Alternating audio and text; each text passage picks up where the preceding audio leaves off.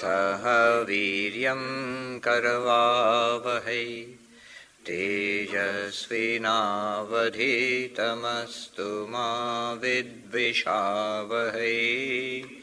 Om Shanti Shanti Shanti.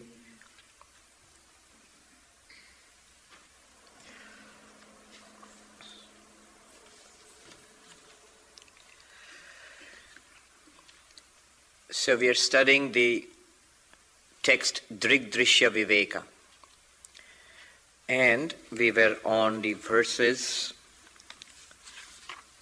20 and then 21. So let's chant 20 first. Asti bhati priyam rupam namam chetyang shapanchakam Adyatrayam brahma rupam Jagadrupam tatodvayam. What does that mean? It means that everything in this universe has 5 characteristics: existence, appearance, it shines forth, and joy or bliss, and name and form. Asti means exists, it exists. Bhati, it shines, it reveals itself. Priyam, we like it, it gives us joy. And a name and a form. The verse tells us that the first 3, existence, the shining forth, and the joy aspect, these are borrowed from Brahman. These are indicative of Brahman. And the name and the form are the word. So this is what the verse has told us. Let us remember the context. The context is this. Vedanta tells us everything is Brahman. So whatever we experience outside is Brahman. And we too are Brahman. If you look at the structure of any experience, it's subject and object. You are the experiencer and you experience something. So subject and object. And if Brahman is everything, then Brahman is both subject and object. Whatever we experience must be Brahman, if it is true that everything is Brahman. Whatever we experience is Brahman. And we, the experiencer, we also must be Brahman in some sense. So, inside and outside there must be Brahman. And yet we do not see anything as Brahman. We do not experience the universe as Brahman. We see people and things and planets and stars and atoms and birds, animals and so on. And we see inside ourselves, we see this person, thoughts, memories, emotions, perceptions, all these things. But where is Brahman in all of this? What Vedanta tells us is, outside, the names and forms projected by Maya, they borrow existence from Brahman and appear to us as this world. And inside, the mind, it borrows consciousness from Brahman and appears to us as this individual being. The thinker, the knower, what we normally consider ourselves to be.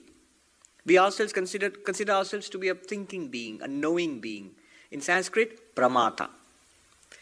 So outside, here is this world, names and forms, borrowing existence from Brahman. So we experience everything in this universe as existing. It is.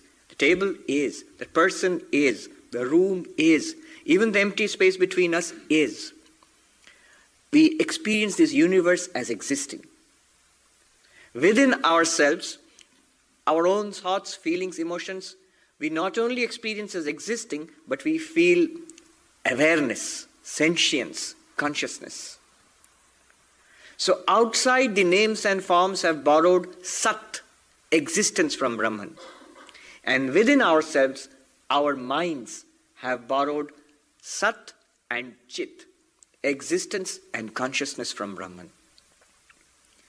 Now this verse tells us we can find Brahman in everything that we experience.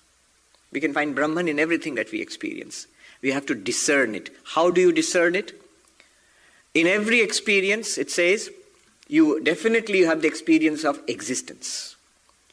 So everything that we experience in the world outside is existence plus name and form. Think about it. Whatever we experience, that exists. If it does not exist, we would not experience it. Now what this verse is telling us is that existence is borrowed from Brahman. That existence belongs to Brahman. That existence points to Brahman. And the rest of it, the name and form, this form of the table, and then the concept we give to it, a table, this is Maya. This is projected over existence. What changes is the name and form. It was a tree, then it was a log of wood, then it is a table. Maybe in the distant future it will be a broken table and pieces of wood. Names and forms have changed. But at every point, the tree exists. The wood exists. The table exists. And when we experience it as broken table, pieces of wood, exists. That existence, they say, if you consider it by itself, is unchanging. What changes are the names and forms. That existence is Brahman. That you find everywhere, unchanging, in every experience. When we are trying to understand this verse, we had a little difficulty. The difficulty is this. In everything that we experience, we find existence. But when it says priyam, joy, pleasure, happiness, we don't find happiness in everything that we experience. In fact, many of the things that we experience are not at all happy experiences, are unpleasant. It's more cloud than sunshine. So what it says here is, one way of understanding this verse, I mentioned two ways. One way of understanding this verse is this. The traditional way of understanding the verse is this. All names and forms are capable of borrowing existence from Brahman. Obviously, otherwise you wouldn't feel that they exist. So everything borrows existence from Brahman. That's one. But only certain names and forms can borrow consciousness from Brahman. And those names and forms we call our subtle bodies, mind, intellect. So there alone we find consciousness. And in the mind, in certain modifications, in certain thought modifications of the mind which we call happy or pleasurable experiences or thoughts, there alone the joy aspect of Brahman, the bliss aspect of Brahman is borrowed, the ananda of Brahman is borrowed. Let me restate this. We experience asti, existence, everywhere. We experience existence and bhati, appearance, shining forth, consciousness, only in our minds. And we experience asti, bhati, priyam, existence, consciousness, bliss, only in the, what is technically called the sukhakara vritti, in the modifications of the mind where happiness is found. In the sattvika modification of the mind. What they mean to say is that Brahman, existence, consciousness, bliss is everywhere. Everywhere. Inside and outside, in every entity, in every experience. Only certain entities, all entities are capable of borrowing the existence aspect of Brahman. Only certain entities, the subtle body, subtle matter, is capable of borrowing not only existence, but also consciousness from Brahman. And among the subtle bodies, in the subtle body also, when it becomes sattvika, when it gets thought modification of the form of joy, I am happy, in that moment, the mind reflects not only existence, not only consciousness, but also joy. Asti, bhati, priyam. This is one way of understanding it. And this is a good way of understanding it because it follows our experience. It follows our experience. We experience existence everywhere, in every experience. We experience existence plus consciousness only in our internal life, in our inner being, in our subtle body, in our mind, in our intellect. Think about it. You do not directly experience consciousness. The table exists, the microphone exists. That much we can experience. But the consciousness aspect of it is in my mind. by which I experience this table and the microphone. I do not directly experience any consciousness in the table or in the microphone. And joy. It may be Ananda, may be there everywhere. Brahman is there everywhere, Ananda, bliss is there everywhere. But I experience it only in certain thoughts in my mind. The happy thoughts, the happy experiences. So this interpretation follows our experience closely. It does not mean that consciousness and bliss are not present everywhere. It's present everywhere, but not manifested, not experienced everywhere. That's one interpretation. The other interpretation could be that no, existence, consciousness, bliss are everywhere and are manifested everywhere. It's only that we have to reimagine, rethink what you mean by consciousness. So in some sense, even what you might call insentient objects might be conscious. They are already beginning to think about a different kind of consciousness, which matter might also, so-called matter might also possess. Another way of looking at it would be an enlightened person would find existence, consciousness, bliss in every experience. That's also another way of looking at it. So these are different ways of understanding that verse. Now, shall we go back to, can you hold the questions? We'll come to the questions at the end. Yes. Let's go to the next verse, which is a follow-on to this verse. 21. Kavai agni jalor vishu Devatiryam naradishu Abhinna Satchidananda Bhidyete Rupanamani. It's a follow-on to the earlier verse. What follows from the earlier verse? Existence, consciousness, bliss are equally present. Brahman is equally present in everything in the universe. What is there in the universe? The 5 elements.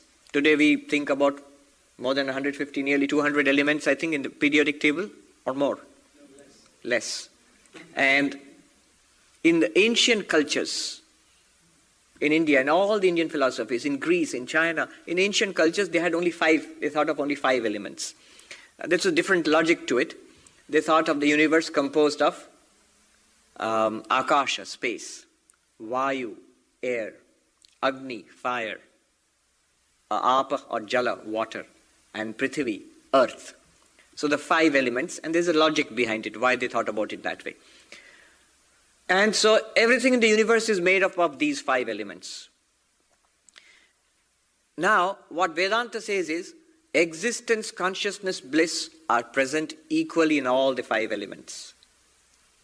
Not only in the 5 elements, in anything manufactured from those 5 elements. For example, he says, gods, human beings, animals, Deva, Tiryag, Naradishu. They are supposed to be higher beings in higher heavens. In the Hindu mythology, you speak about 6 higher heavens, where you have 7 worlds, one above the other, more subtler than the other, and you have higher beings. In mythological, you find in the Hindu Puranas and in the other scriptures, descriptions of these worlds. But basically they are inhabited by beings like us, and they're better equipped, better bodies and better sensory apparatus and so on. Whatever, whether those beings exist or not is not the point. The point is, even if they exist, they are made of these 5 elements. Those bodies are made of these 5 elements, as are these. As are the bodies of animals. Tiryak literally means serpents or lizards. So, superior bodies, bodies like ours, inferior bodies, they are all made of these 5 elements. And indeed, the external universe, that's also made of 5 elements. Whatever we experience are made of these 5 elements. And all of these are in reality existence, consciousness, bliss. Then why so much diversity? The diversity says because of name and form. The differences between all of us, each of us here, between us and the gods, between us and the animals and plants and down to the bacteria. I didn't know this. I was listening to a science lecture. It seems we think of ourselves as made up of body parts and then molecules, the tissues and the organs, and going down to the cells. But we have huge colonies of bacteria living on our skins and inside us also. And I was reading an estimate, it seems less than 5% of the cells in this body are our cells. 95% are bacteria.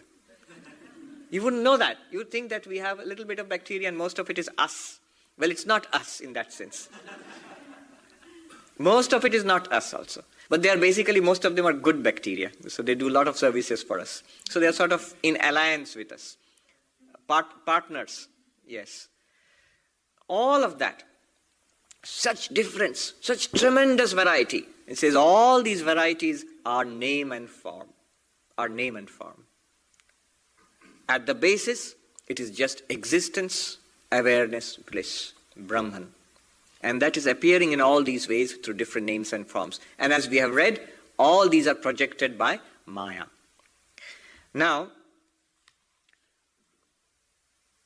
starts a new section.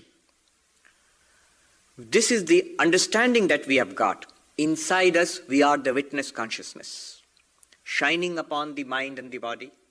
We are the drashta, the drik, the witness, the sakshi, within the body and the mind system. In the external universe, Brahman exists as existence. Everywhere you see things, names and forms, but common factor is existence. Now, the reality within us, Brahman, the reality outside us, Brahman, we have begun to understand this. But how to make it a living reality? How to fix our understanding? How to break out of the habitual way of living and thinking that we are minds and bodies. And this is an insentient universe which we are dealing with. How to break out of that? How to break out of the habitual pattern of dualistic thinking that we are all separate individual beings. So for that, what we have understood has to become a living reality. Has to become as real as what we used to think earlier. Now as our understanding has been changed by what we have studied so far, now this has to be driven, this understanding has to be driven deep into us. We have to assimilate it.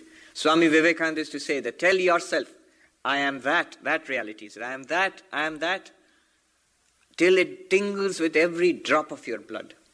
This is assimilating the truth. It becomes the reality. We have to dehypnotize ourselves. We understand things in one way, we behave and think in another way. What we understand, we have to bring our behavior, our thinking in line with our understanding. For that, meditation is necessary. In Vedanta, it is called Nididhyasana. Vedantic meditation is called Nididhyasana. It is different from yogic meditation. This difference has to be understood carefully as we go into this. There are vast numbers of meditation techniques. One group of meditation techniques is what we will call yogic meditation, concentration, where there's an object on which you concentrate, externally or internally. That's yogic meditation. There's also another class of meditation techniques which come from the Buddhist mindfulness techniques, where you don't concentrate on an object, rather you try to maintain mindfulness, awareness, watching phenomena as they arise and subside. That's another class of meditation techniques. Now, what I want us all to appreciate carefully is that what we are going into right now is very different from both of these. It's not concentrating on an object, nor is it being generally aware of objects as they arise and fall. We shall see what it is, how it is different. Now, let us go into the meditation techniques. 22, verse number 22. Upeksha nama rupe dve Satchidananda tatparaham Samadhim sarvada kuryad Hridaye vathava bahihi.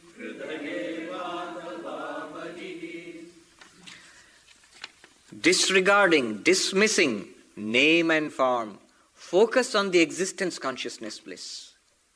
When? All the time. You mean all the time when I'm meditating? Not only when you are meditating, whatever you are doing. All the time. Here is another big difference between Vedantic meditation Non-dual meditation and the other forms of meditation. Non-dual meditation can be carried and should be carried on any time, at any kind of experience, whether you're sitting with eyes closed and meditating, or your eyes are open and you're working or doing something, you can do this.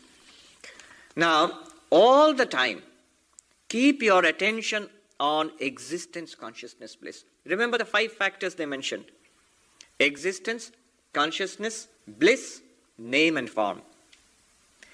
The differences are in name and form. The world is in name and form. Maya is name and form. Disregarding the name and form, focus on the existence, consciousness, bliss. How are we to do that? They will teach us. Now remember, where are we to find Brahman? We find Brahman externally and internally. In the world outside with our eyes open, as Sri Ramakrishna used to say, if I close my eyes and there is God, if I open my eyes, there is no God. What kind of God is this? So if I open my eyes also, I should be able to find God. If I close my eyes and go within, I should be able to find God. So Brahman with eyes open, Brahman with eyes closed. 2 places we have to find in 2 ways. In the world outside and in our internal private worlds. So how do we do that? So there are these 2 sets of meditation techniques. They will teach us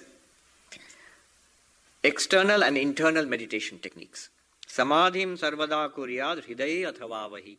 Hridaye means within us, in our own minds, and vahi in the external world. 2 sets of meditation techniques. Remember the purpose. The purpose is to discover and focus on Brahman in the world outside, and discover and focus on the witness inside, which is also Brahman, in our inner world. 2 sets of meditation techniques. Why 2? Because this is the very nature of our experience. The structure of our experience is subject and object. All our experience is of ourselves and the world. So in the world you find Brahman, within yourself you find Brahman. So you need 2 kinds of approaches and 2 sets of meditation techniques. So there will be 6 meditation techniques in all. They will explain 3 internal and 3 external. Let's go straight into it. Number of people have been asking me, when are you going to teach the 6 meditation techniques? Now that scares me a little, because the meditation techniques in themselves are not important. The real important work has already been done. If we have begun to understand at least what they are talking about, then the meditation techniques will be useful. If you have begun to understand what they are talking about in the earlier 20 verses, then the meditation techniques will be useful. Otherwise, there will be a nice exercise, that's all. A nice sort of calm your mind and give you a nice feeling. But it will not reveal Brahman. 23. Let's go into the meditation techniques. Savikalpo nirvikalpa Samadhir dvividho hridi Drishya shabdanuvedhena Savikalpa punardvidha.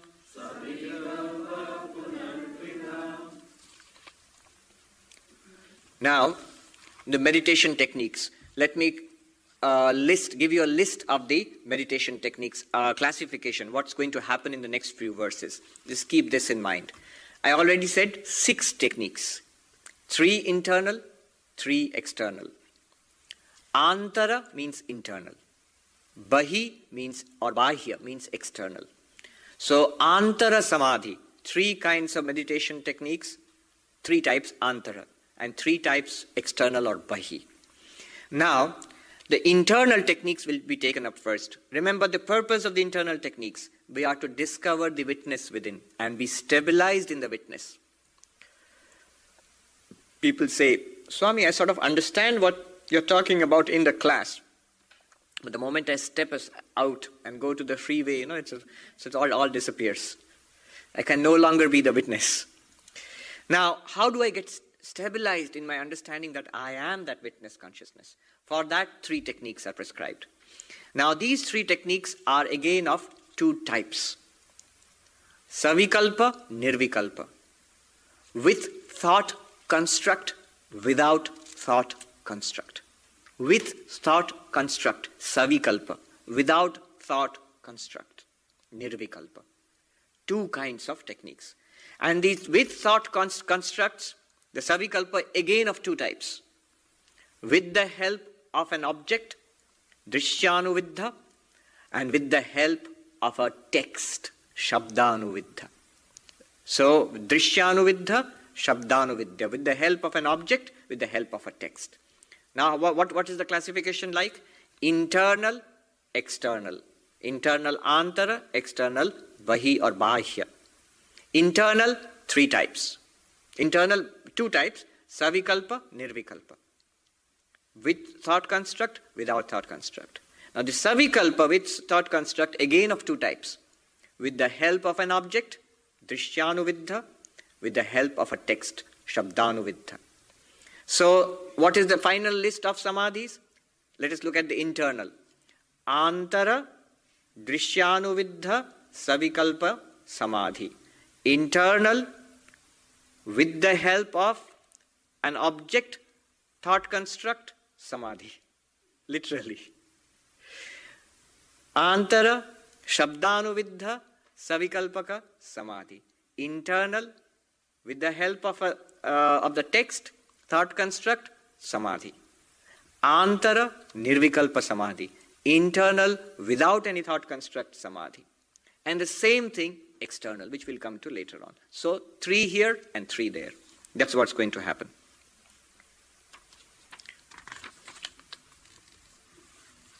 All right. Now let's start the first one. If you have the list in mind, the first one will be internal, with the help of an object, thought construct, samadhi. Well, what is the purpose? To discover and stabilize ourselves as the witness. All right. Let's read the verse first. Kamadhyashchittaga drishya tat sakshitvena chetanam dhyaye drishyanuviddhoyam samadhi savikalpaka.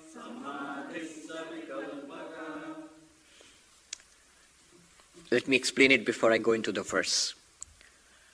It will be useful to contrast it with other kinds of meditation techniques which we might be practicing, or at least with which we might be familiar.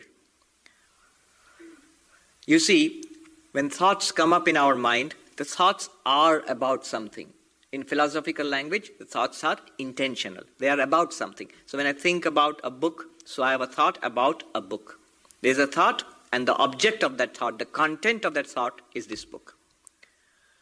Now, thoughts keep coming and going.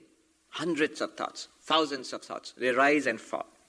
And usually the thoughts are about different things.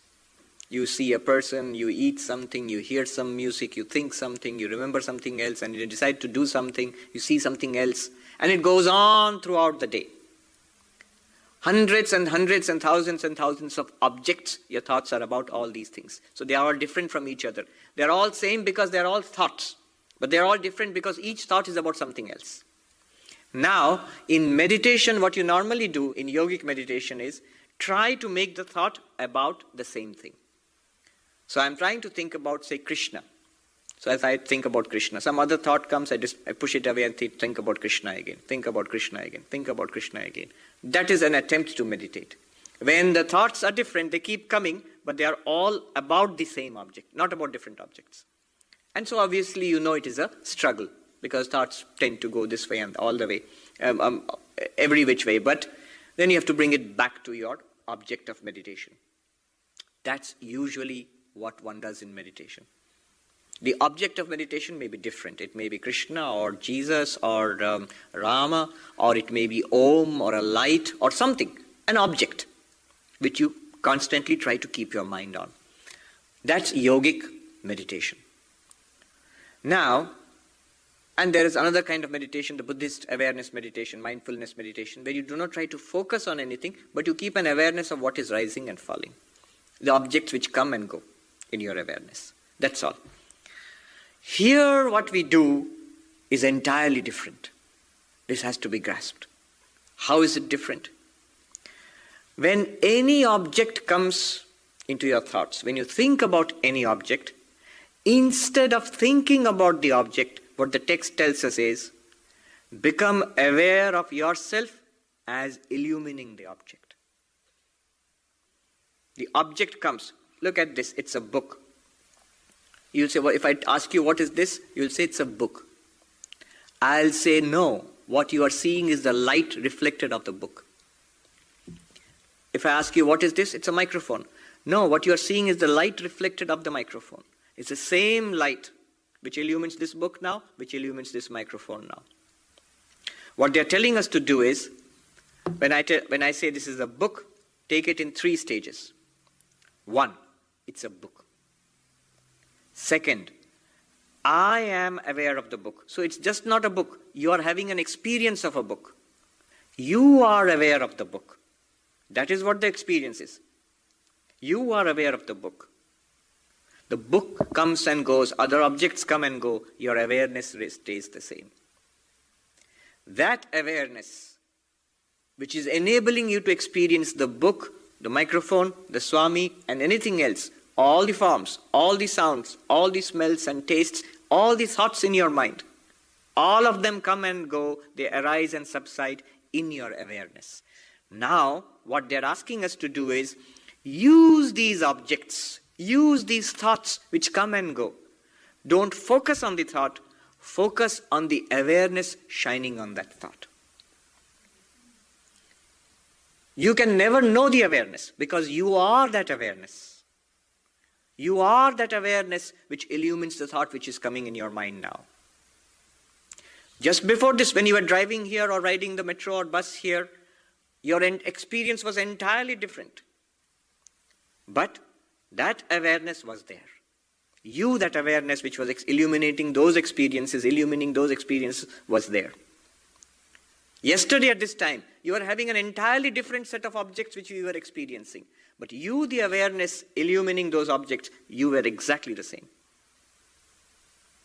10 years ago, you've forgotten what was there. But one thing you can say for sure. You, that awareness was there. Before the birth of this body also, that awareness was there. Not the thoughts, not the body, not the brain. The awareness was there. Whatever was there was being illumined by that awareness. It is that one awareness in you, in me, in her, in everybody. It is illumining the different thoughts coming in your mind, in my mind, in her mind, and in his mind, everywhere. It's one awareness shining forth through us. Millions of years ago, before life came on this earth, billions of years ago, that awareness was. They will claim that this awareness was even before the Big Bang came. It does not depend. They are all objects to that awareness. That awareness is what you are or I am in reality. That is Brahman. How do you stabilize yourself in that? Use the objects of experience.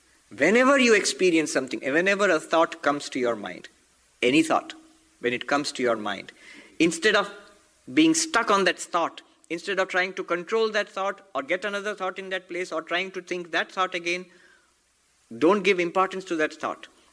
Become aware of yourself shining upon that thought. Become aware of yourself, of the thought shining in your consciousness. He says here, Kamadhyashchittaga drishya. In your mind, various kinds of thoughts, feelings, perceptions, memories arise. All the time. In our minds they arise. Take them up as they arise. Let them arise. He says any bad thought, kama, desire, anger, good thought, devotion, affection, kindness, let them arise. Whatever is arising, become aware of them arising in that consciousness, in that awareness. The thing is, you don't have to create anything here. You don't have to imagine anything here. It's right there. In fact, if you imagine, you're making a mistake. What they're asking you to do is look at what is right there. Right there, right now, all these thoughts, feelings, and emotions are arising in our consciousness. In that awareness, in that consciousness. So it says, desire, etc. Chitta chittaga drishya. The things which are known or seen. Drishya literally means that which is seen. What is seen inside us? Thoughts, feelings. So desire, etc. are things which are arising in our awareness inside us. Tat sakshittvena chetanam. Become aware of consciousness as a witness to these thoughts. Now here is something subtle. Don't try to make that consciousness an object of your meditation. You cannot. You will never get it. You will never get it. What we need to do is, all the thoughts, feelings, emotions, memories arising in the mind at this moment are not me. The thinker, which is thinking all this, is not me. It shines in me the light of awareness, or it shines in me awareness. Just know that thinking mind, the thinker, the knower, the thinker in the mind right now, to be not me. See it as being not me. Why is it not you? Because it is something that's shining in your light. It must be apart from you. Those thoughts were not there yesterday. Those thoughts were not there 10 years ago, 20 years ago. Those feelings, thoughts, desires, they're not there 20 years ago. And yet you were there, that awareness was there.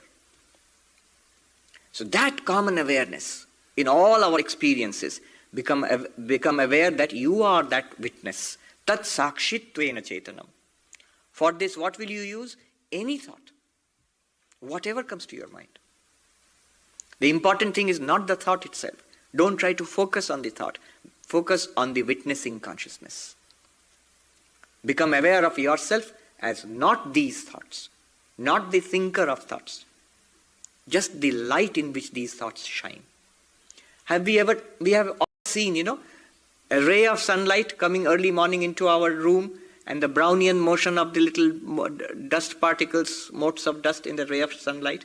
Imagine yourself to be that ray of sunlight. I'm giving an example. You are something much more beautiful than that. Imagine that the ray of sunlight is that consciousness. And all thoughts, feelings, they just pass through that consciousness. Come into the light of that consciousness and subside. You are not the thinker. Free yourself from this incessant thinking, unstoppable thinking. You are not that at all. The thinker comes into being the moment we awake in the morning. It was not there earlier. In the dream it comes into being and disappears again. In deep sleep there is no thinker, and yet the awareness was there. Aware of the blankness of deep sleep. Aware of the dream worlds created by the mind. Aware of the physical world presented by the mind and the senses now. You are that awareness. Unchanging, immortal awareness. It says, Dhyayed drishyanuvidhoyam. Meditate thus. Stabilize yourself thus.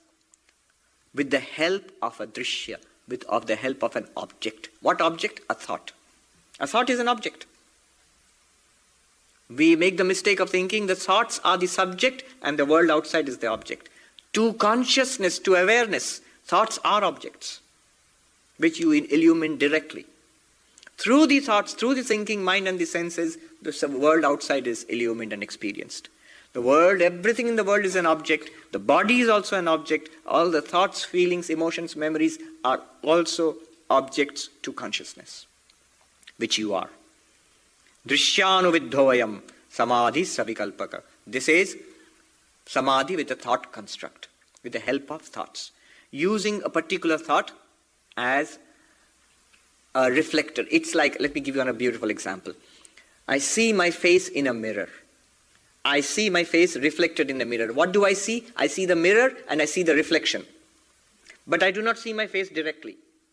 Now what they are asking us to do is, looking at the mirror, looking at the face there, now become aware that you are not the mirror, not the reflected face. You become aware that you are that which is being reflected in the mirror.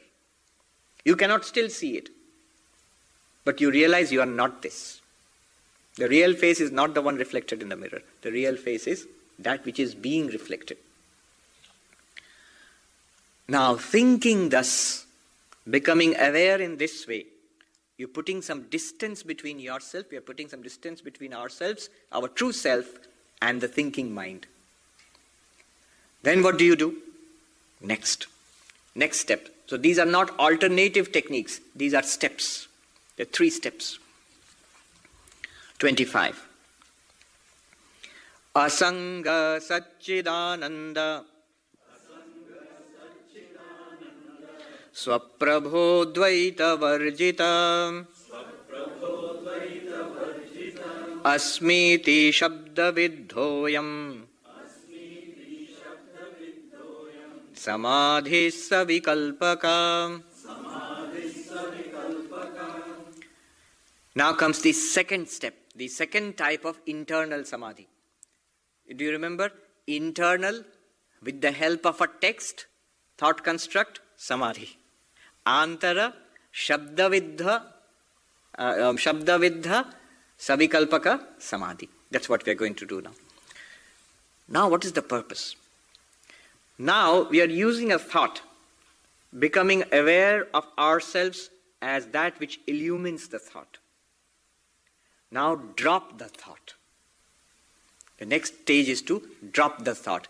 It's like I have a mirror and my face is reflected in the mirror. By looking at the reflection, I become aware of my real face. I still do not see my real face. I cannot.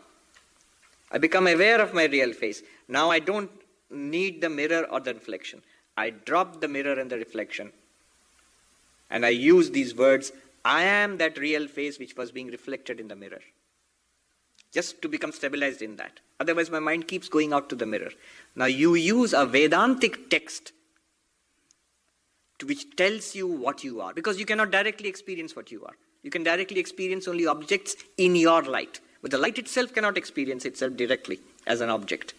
So what you do is, use a Vedantic text. Use a Vedantic text. This Vedantic text is like the mirror which tells you, which shows you what you are. Once we dismiss the thought, I was thinking a thought, maybe Om or some thought. Now I become aware of myself as the consciousness in which the Om thought shines.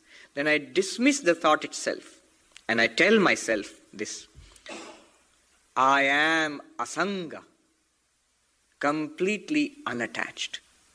Look at these powerful words. These are Vedantic texts. There are alternative texts one might use, but here a certain set has been given. Asanga, completely unattached.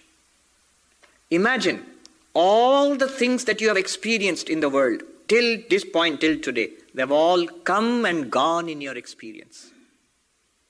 The objects of experience, the things that we have eaten, the sounds, that music that we have heard, the people we have met, relationships, possessions, houses, they have all come and gone.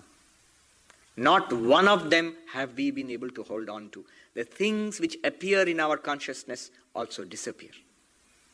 Not one thing we have been able to hold on to. Not even this body. This body is continuously going, changing, becoming older. Not even the body. No person you can hold on to. All the persons, even the most beloved persons we have in our lives, it is true that at one time they were not there. And it's equally true, at one time they will not be there. All the possessions that we have had in this world, it is true that at one time we did not have them. And it is absolutely true, there will come a time, and soon, that we will not have them. House, bank, car, whatever. This body, that also. Our most cherished thoughts, our memories, our knowledge which we have built up, everything has arisen, will disappear. One day it will go away. In all of this, you wear that consciousness, you are that consciousness, you will remain that consciousness. That consciousness is completely unattached to anything. In fact, the proof is every night when you go to sleep, the entire universe slides away from you. Every night. Not one thing in this universe remains with you when you go to deep sleep. Everything goes away. If I did not awaken from my deep sleep, what would remain with me? Nothing of this universe. This universe, this planet, this body, this our identity, nothing. Nothing remains. The problems, our projects, nothing remains. When they say you have to practice detachment in Vedanta, many people say, oh Swami, it is so difficult to practice detachment.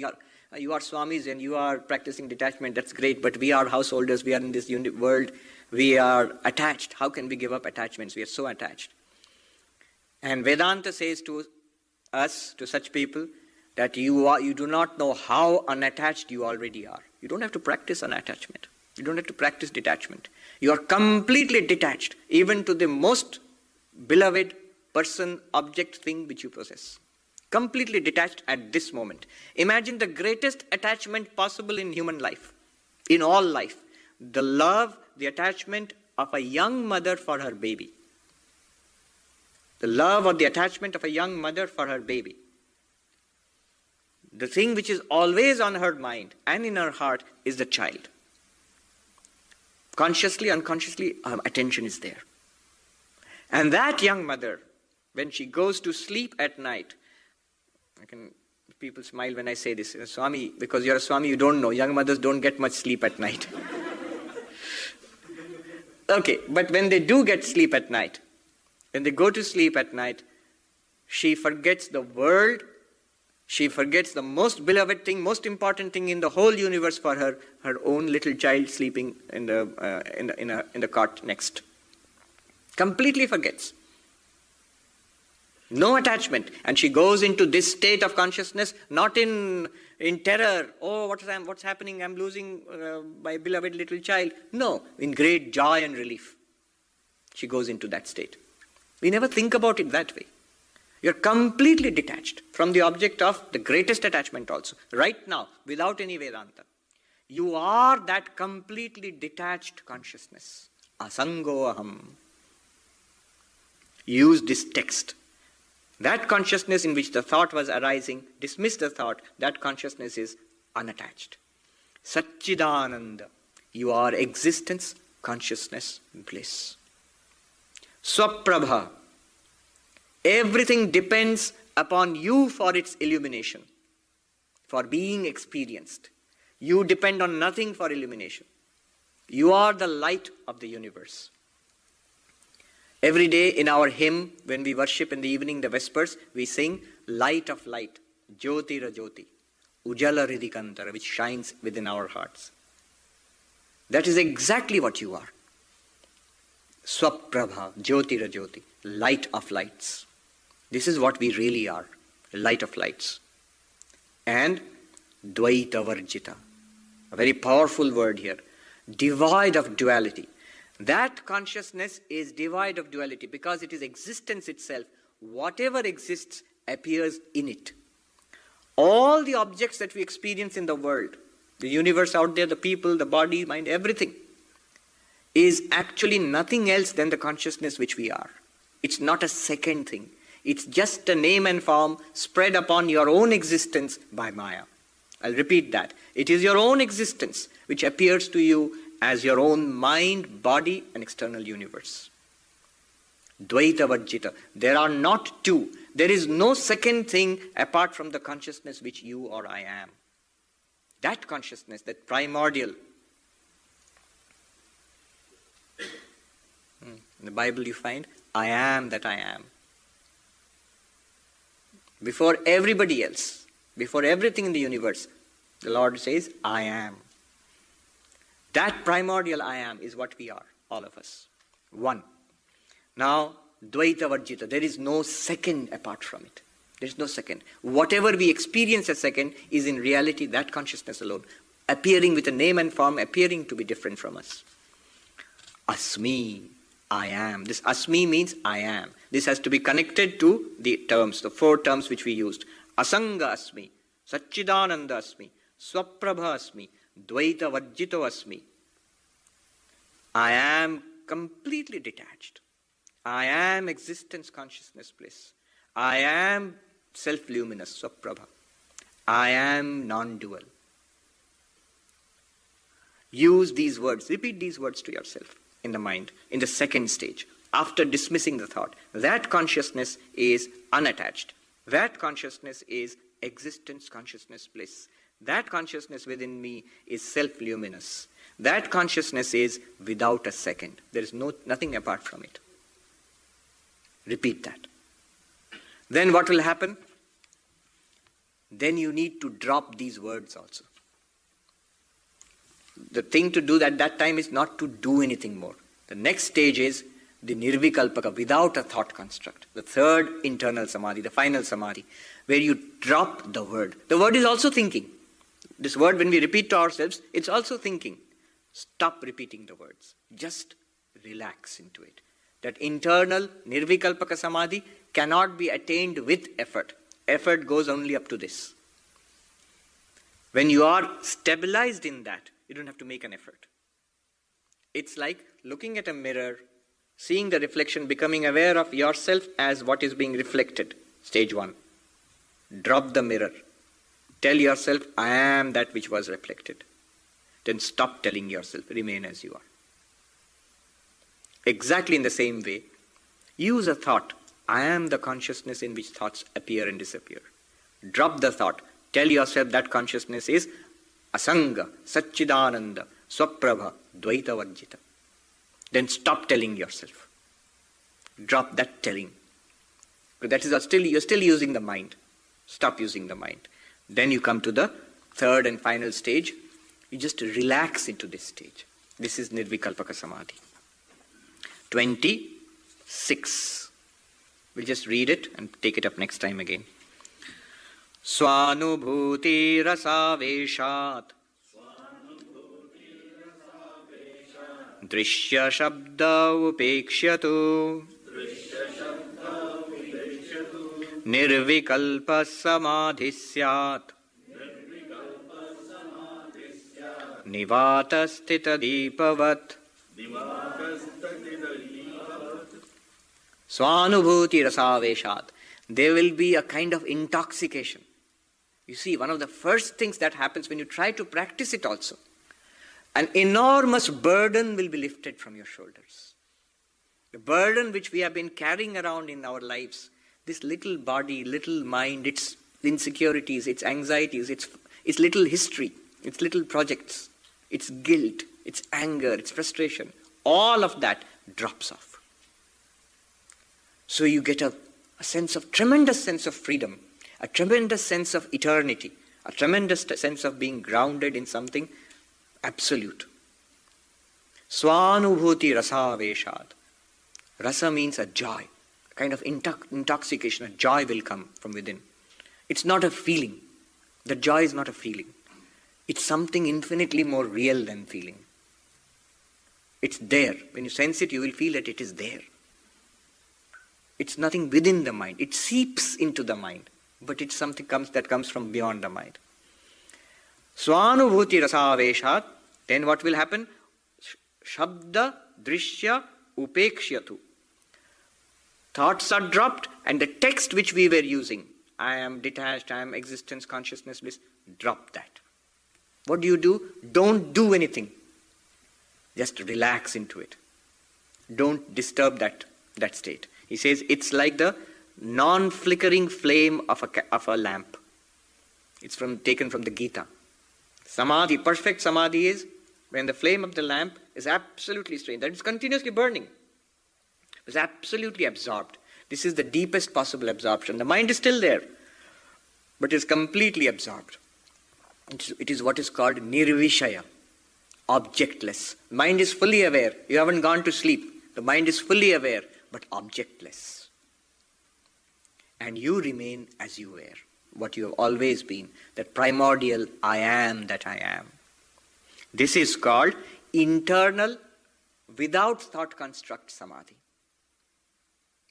Practice this again and again, you will see a new kind of self-identity will develop. It will be clear that I am not this body, I am not this mind. I am that which shines in the nirvikalpaka samadhi very clearly. It's always there. It's only in nirvikalpaka samadhi, in this one, we get doubts are removed. There is no doubt about it anymore. It doesn't seem theoretical anymore. All right, we'll take the question now. We've got time for a couple of questions. I'm not sure if the question is valid. Yes, in Nirvikalpa Samadhi, no more questions will be there. That's why I told him to wait until we go to Nirvikalpa Samadhi. I was going to ask, how do I experience the difference between the experience of existence and the experience of name and form? Yes. How do I experience the differentiation? Yes. Now, I'll tell you briefly now. The difference is there, and it is understood through our own experience, our daily experience. When I say this table and that bench, name is different, form is different. But you know this is also wood, that is also wood. What is invariable and unchanging between the two? It is the wood. Even better example would be the same piece of gold is made into a ring, melted and made into a necklace, melted and made into a bangle. It's the same thing. The name and form keep changing. In the same way, in all our experiences, make two divisions. They are composite experiences. When I say table, I am experiencing a table, it's composite of two things. Table is. Bench is. Man is. Woman is. Planet, earth is. Anything that you experience, see that it's not a theoretical thing. You are experiencing it as is, exists. Alright, so far? Now what they are saying is, focus on the existence aspect of experience. Not on the table, bench, planet, man, woman, not on that. You will find there is a common existence running through everything. They say like a thread through many flowers. Flowers or pearls, a pearl necklace, a thread, common thread runs through everything. In the same way, existence runs through everything. If you try to think like that or feel it, one more thing will happen. You will immediately feel it's that existence which is common to everything is not out there. The table is out there. But the existence of the table is my existence. You will feel it. It cannot be explained philosophically, but you will feel it. It's my existence upon which the table subsists. So what you do, in every experience, instead of focusing on the name and form, focus on the existence. That is the being, the pure being there. You will see, what good does it do? Well, that pure being is unchanging. The name and form keep changing. All problems are in the name and form. The pure being has no problems at all. That's the problem of being enlightened. You can't complain anymore. If you complain, you are not enlightened. But if you're enlightened, you have to choose. Yes. So if you forget about name and form, does that mean you cannot incorporate the bhakti in this? Well, we'll keep it aside for that, for the time being. But forgetting about name and form does not mean that name and form will disappear. You can go on interacting with the world as you were, but you know something deeper now. You see how it solves our problems is like this. A little boy goes to a fair, and actually this works well in Calcutta. In the fair they have these little toys made of sugar of candy. Cotton candy, but little toys. They are made of horses and lions and soldiers, dolls, little dolls made of sugar. And the little boy tells his mother that, "Oh mother, I want the lion." And the shopkeeper says, "We are out of lions, but you can have any of these." And the boy says, "No, I want the lion." And the mother says, "Look, my boy, they are all the same." They're not the same. How can the lion be the same as a deer or as an elephant? Now, for the mother, it's no problem. The boy is stuck on the name and the form. This is good and that's good. This is better and that's not as good. But the mother knows the substance, and the mother knows what the boy means by a lion and that elephant and tiger. So the mother can interact at the level of the child. But mother knows something deeper, that they are all sugar. In the same way, you can continue to deal with the world as you were dealing earlier. It's not that the name and form will be erased. It's just that you would know something deeper.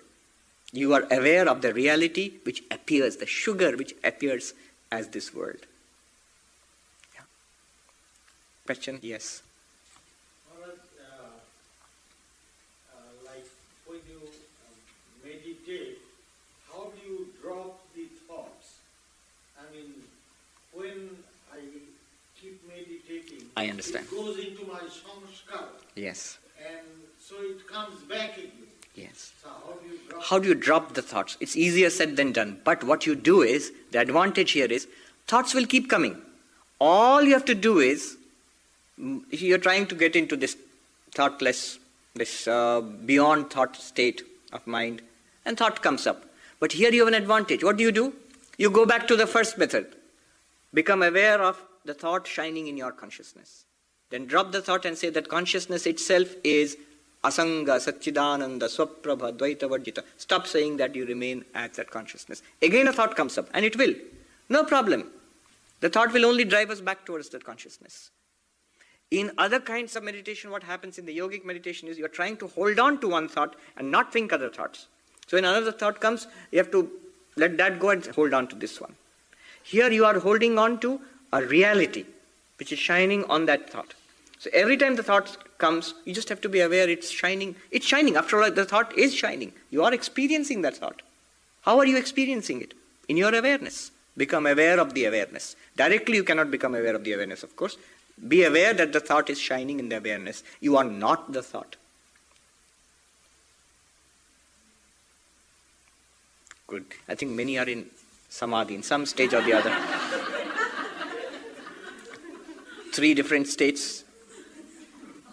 One thing I'll just tell you that many people have been initiated, they have got a mantra and Ishta Devata, so do not ever mix these two. In computer language they say firewall. What the Guru has said, the mantra and the way the Guru has taught, keep that sacrosanct. That time of practice, and that is absolutely not to be interfered with. And this is another thing that we have learned by the way, and you can try it out. It is interesting. It's interesting. Most people say it gives them a headache when they try to do this. All right, let's stop here today. Om Shanti Shanti Shanti Hari Om Tat Sat Shri Ram Krishna Arpanamastu.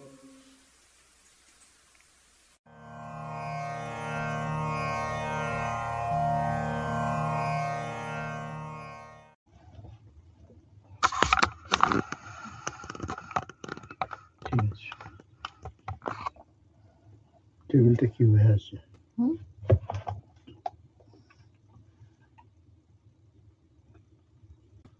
sound করে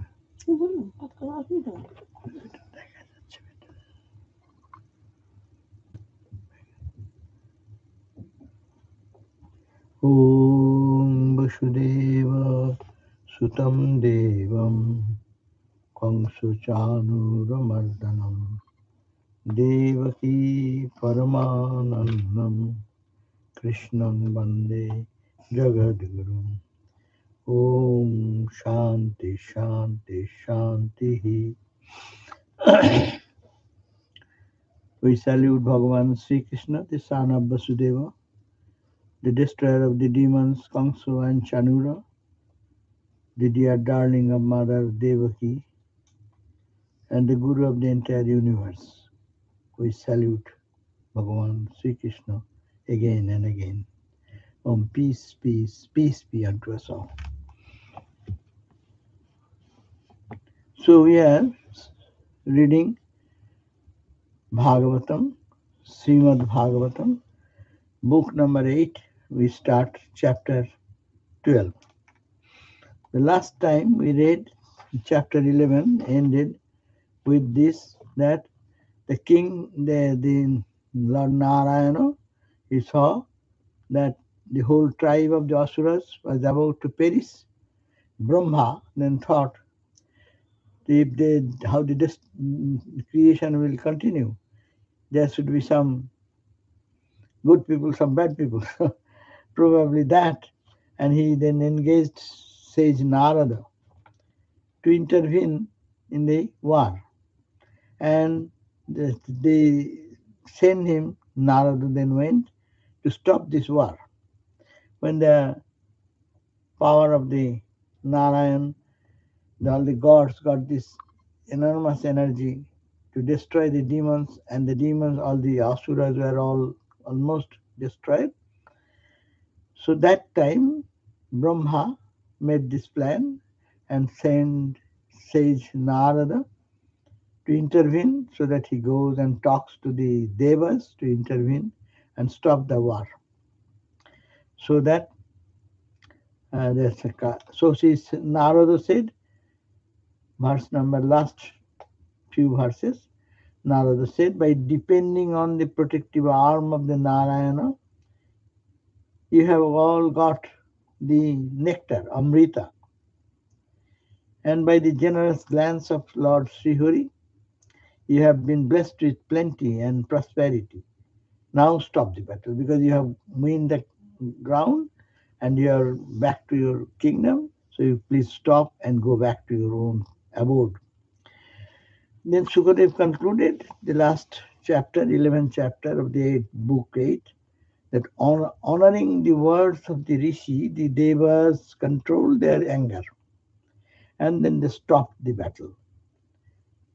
To the accompaniment of the panegyric sung by the camp followers, all the Devas returned to their heavenly abode.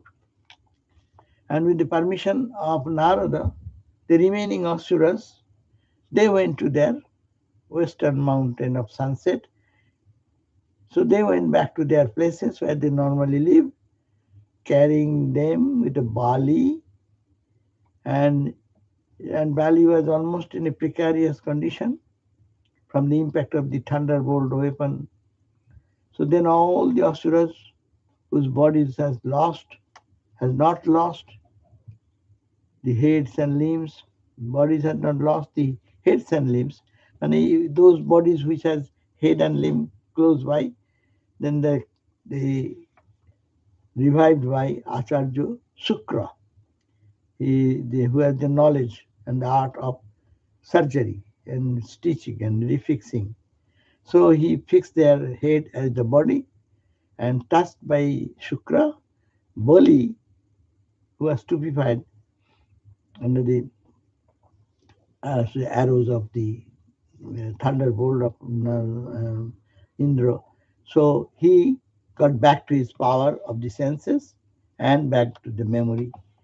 So though defeated, he did not grieve, because as he is a philosopher, knowing that evanescent nature of the world and the life in it. So Bali was not ordinary, so he was a philosopher at the same time, though he is born in a Asura's family. But when he got back to his senses, though he was defeated, but he was not grieved, because he knows this philosophy, that in life there is a success and failure. Both are evanescent, both are temporary. So that is the way we ended the verse, last verse of the book number 8, chapter 11. Now today we start chapter number 12.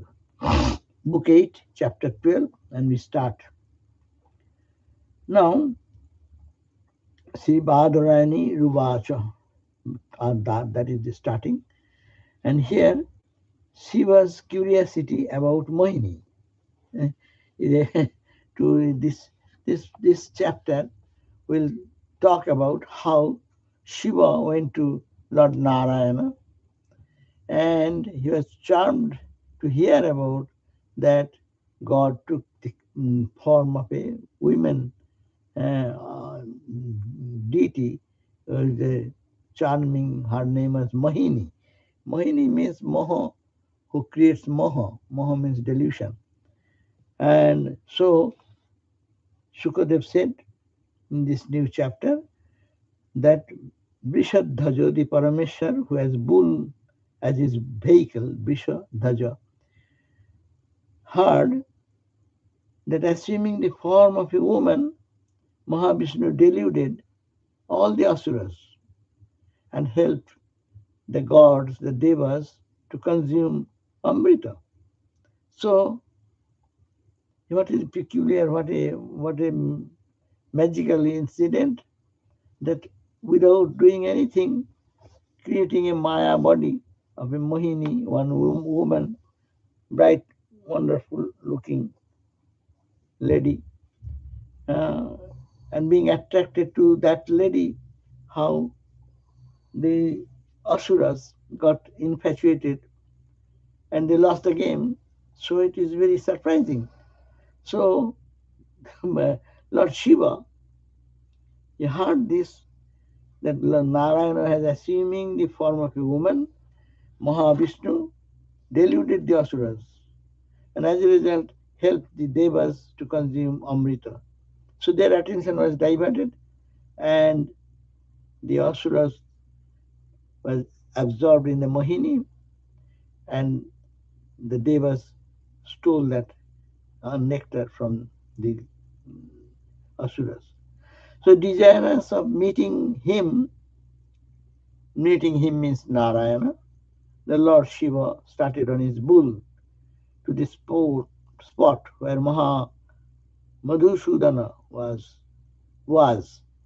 Here in this book we will see Lord Vishnu is the top, Mahavishnu is the top, Brahma is under, and Brahma has less power. Mahavishnu is the ultimate power, and because it is a text of Bhakti, text of Vishnu centering around Narayana.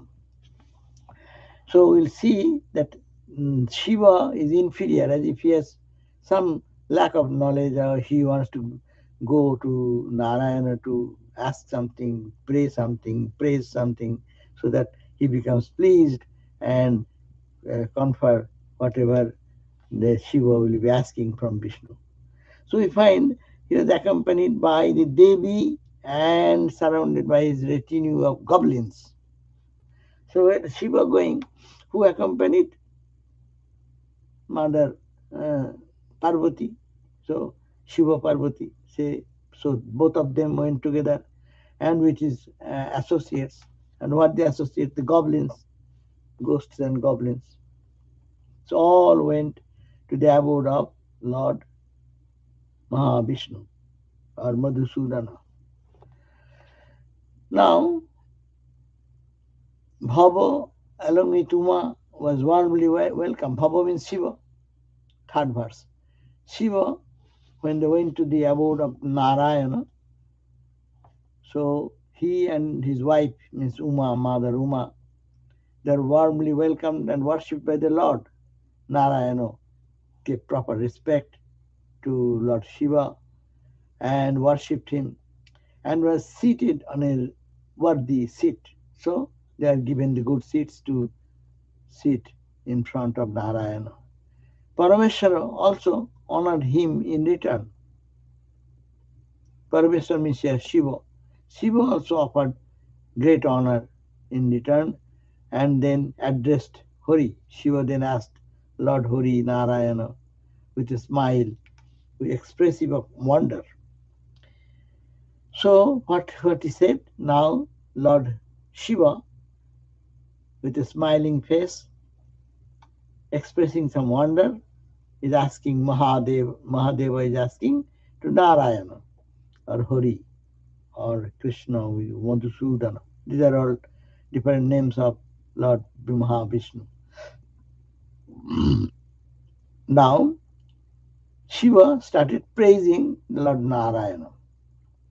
You see that wherever we read the praise of any god and goddess, that's why Vedanta student does not find any confusion. They are worshipping only one absolute truth. When Shiva will talk highly about Narayana, you are Brahman, you are absolute, you are this, you are that, you have with your Maya, you have taken the responsibility of the whole world. So like that. So here we get on, should not be surprised. The language is the same language it goes when Shiva is praising Narayana is praying Shiva.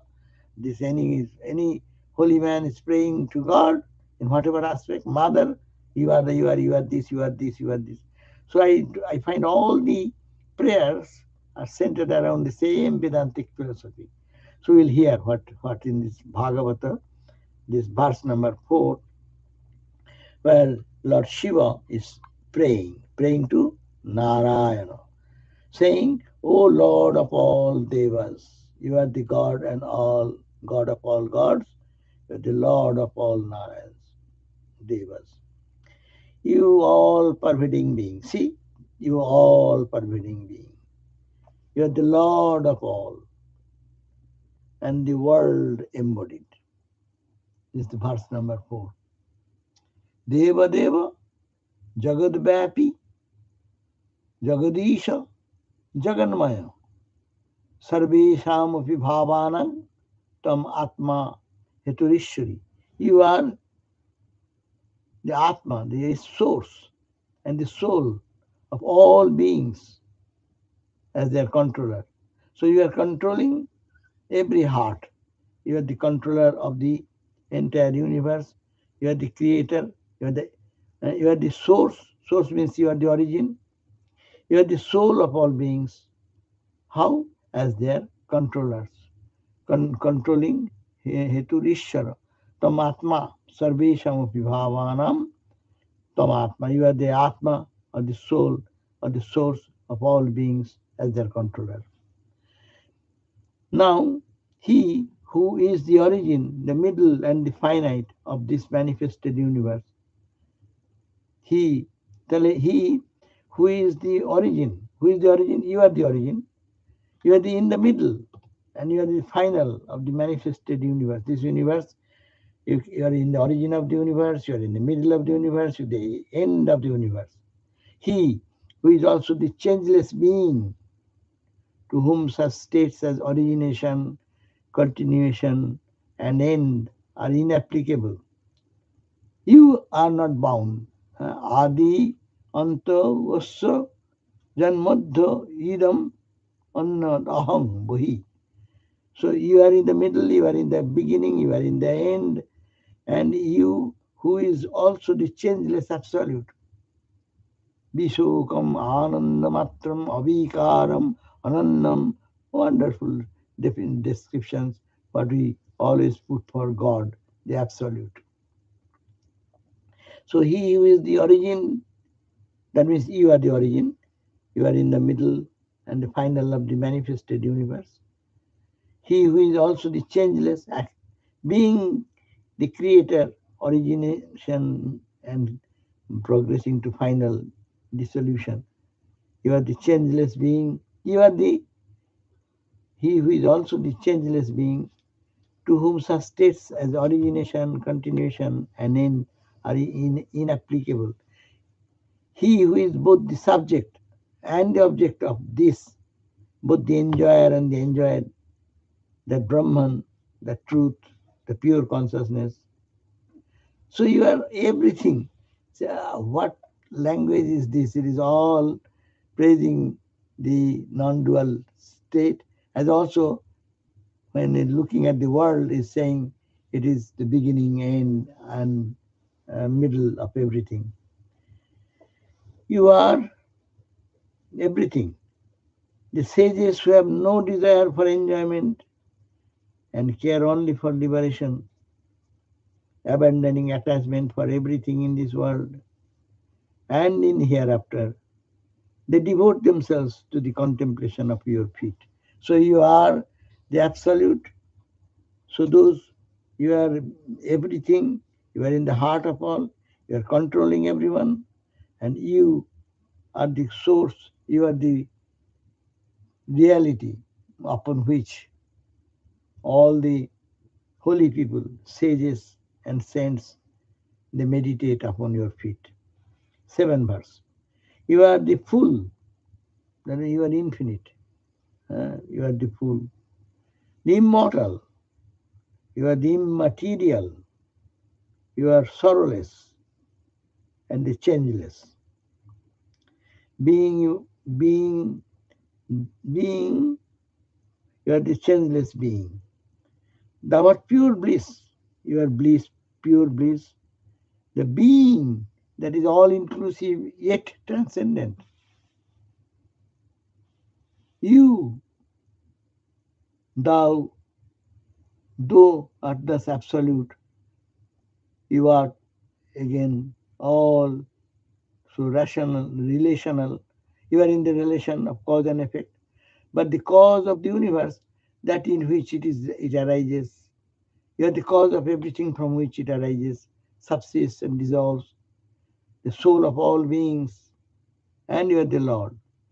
All beings depend on you. Be thou on none. You don't depend on anybody, but everything depends on you. You are the source of everything. You are the non-relational. At the same time, all relation is you. You are the one without a second. 8th verse. You are the one. Ekastamivo sadasat dayam advayam chaswarnam swargam krito kritamiveho nabustu bhedaha. You are the one without a second. You are manifesting at the same time as the world of cause and effect, and remaining as the non-dual, unrelated substance. So it is like the one gold manifesting as various objects made of it. So one gold, you are the only one reality, as one gold is made to ring a bracelet or different ornaments. So you are like that one reality, and it is manifested in so many ways, and as their cause and substance as gold. There is no difference as far as the causal substance is concerned in both its conditions. So what is in the cause? You are in the cause of everything. You are in the effect, everything. That means in this world also you see the same reality. Same reality in the cause. So you are the cause of the universe. And when you see the manifestation, you are the manifestation of the universe also. It is due to the ignorance that people speak of the substance, and the forms taken shape from it is different. It says that Jagat and Brahman are separate. This is ignorant people's talk. We see this world, we see God itself. There is nothing but God. Swami Vivekananda said, no, before seeing the table, you see God first and see the table. So whatever we see in the world, it is only God and God and God. Difference is only name and form. So in the same way, the duality attributed to you, who are really without any limitation. There is in you there is no limitation. But yet people think that you attribute their duality upon you, who is really without any attribute or without limitation. That is why they do that. It is due to the ignorance born of the play of gunas. These are beautiful tattva. It is a Vedantic principle. That means sarvam khali idam Brahman. Whatever you see, it is all Brahman. That means here is a full knowledge, transcendental knowledge and immanent, knowledge of the immanent and transcendental. Two things are not separate. So this is the things to be understand when you're reading a Bhagavat. Bhagavat is such a book. It is called a bhakti book. But when it goes to this type of truth, Mahadeva's prayer, remember that we are reading what Mahadev prayed to Lord Narayana. It matters little. If Mahadev prays to Narayana or I pray to God Narayana, what is Narayana real form? As if it is the biography of Ramakrishna. If we see Ramakrishna, we should have to praise this way. If we put the word, this praise was given by Lord Shiva to Ramakrishna, it will not differ anyway. The same principle. So if it's Sanskrit, if we go very deep, if each word can take a long time to absorb, and these are the objects of meditation.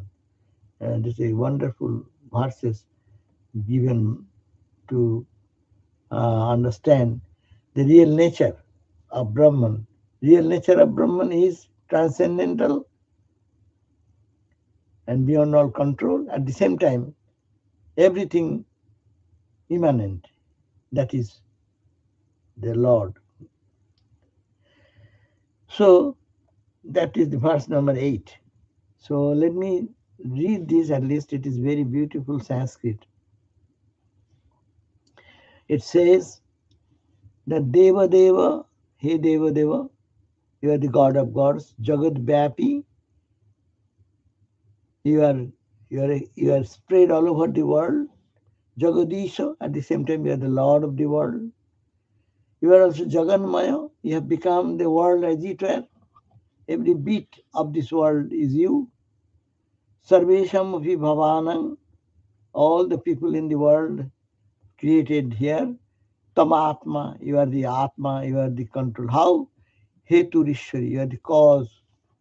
And you are as a controller, as a creator, you are controlling everything. Adi Antavavasya, the beginning and end of it. Janmaddam Idam Anyad Ahang Vahi, as we see internal, outside, etc. It is you are all Jatu Abhaya Asya, from which this abstract thing came out. No etani tat satyam, that those objects as ultimately satyam, the truth, Brahma, yeah, that absolute Brahman, and that is Chit, it is the consciousness. You are that everything. Tabaiva charanam bhojang shreyas kama nirashisha. Nirashisha, those who don't eat anything or fast, that means who get totally concentrated in you. Shreyas kama, those who want the spiritual good of each one, they meditate on charanam bhujang taboeva. They only meditate upon your feet. Sangang munayo. They are munis, the sages. Tang Brahma, you are that Brahman. Purnam, you are the infinite, full. Amritam, you are the birthless, deathless nectar, no Amrita. Bigunam, beyond all gunas. Vishokam, beyond all bereavement. Anandam, you are the absolute Ananda, infinite Ananda, Ananda Matram. You are only Ananda. Vikaram, Anyat, Anyam. And also Vikara, what we see, that it is separate. There is no separation. You are in everywhere. You are as Ananda. Vishwasya Hetu, you are the cause of this world. Hridaya Sthiti, you stay in the heart. Asangyamananam, in the heart of the yogis who have controlled their senses and meditate on Ishvara. Tam Ishvarascha tat tadapeksha tam tayan apeksha. So where what is to be apeksha is which we are waiting for, and which is free. That means which is in the bond and what is in the free. Everything is you. Then 8th verse, Ekastameva, you are only one. Sat asat dayam, you are sat, you are as existence, you are as non-existence. Admayam, you are one without a second. Cha swarnang krita kritami veho navastu veda, you are like one, as in the golden ornaments, gold remaining the one, though there is vastu veda, the shape and size are different in the ornaments. Similarly, the world having different shape and size and name and form, but you permeate everywhere. Ajnanatastoi, because of the ajnana, ignorance, janair vihita, janai, human being, abhihita. Abhihita means he does not know this. Ajnana, because of the ajnana, the people don't understand this. Vikalpa jasmat gunoir betirikta. You are beyond gunas. Nirupadhing. You are no upadhi. You have no limitation. Say only people in ignorance think that you are so. And 8 verses. Twang brahma kechid kechid avayat kechid vadayanti uta. Some say kechid. Some people say that Tvam Brahma, you are Brahman. Dharma meke eke param sad asato purusham paresham. Some people, you are the same without a second, manifested at the same time as the world of cause and effect. remaining as the non-dual, unrelated substance. It is like the one gold manifesting as various objects made in it, and as their cause, the substance gold. There is no difference as far as the causal substance is concerned in both conditions. So, people in the ignorance born, they see the gunas. In this, the duality attributed to God, you Narayana, we attribute duality, O Ramakrishna, we attribute duality to you, who are really without any limitation. Why then we do that? Is due to ignorance, which is born of the play of the gunas. Or ignorance, we are in ignorance, we say like that. Now, you are what you are. See, this is the one of the beautiful verse I see, that Twang Brahma Kechit Vadanti. Vedantis tell that you are Brahman, all inclusive, absolute being. Mimamsakas, they call you as Dharma. The Sankhya philosophers look upon you as the supreme being who transcends the Prakriti and Purusha. Twang Brahma, Kechit Avayanti Uta, Kechit Vadanti Uta, Dharmam. Like Dharma, who says you are Dharma? The Sankhya, Mimamsakas called Dharma. Eke Parang Sadasata Purusham Paresham. Some say, some describe you like the path of Sankhya philosophers, look upon you as the supreme being.